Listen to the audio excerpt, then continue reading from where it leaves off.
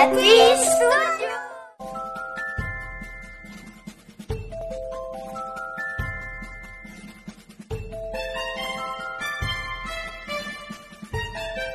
Bible verse, Memorization Challenge, Day 223. Omega Digi Bible verse of the day, 1 Corinthians 16:14. In King James Version, let all your things be done with charity, 1 Corinthians 16:14. And in English Standard Version, 1 Corinthians 16:14. Let all that you do be done in love, 1 Corinthians 16:14. And in Pampango Bible, Unang Korinto 16:14.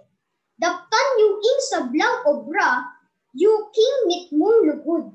Unang Korinto 16:14. Salamat po sa Diyos. Salamat King Ginoo. Share the love. Good take, good job, perfect.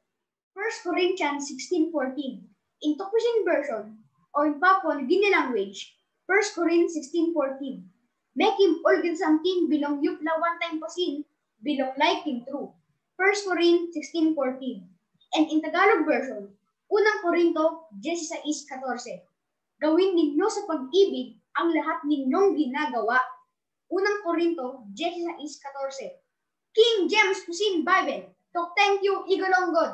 Salamat sa Diyos. Thanks be to God. Share the love. Good take, good job, perfect.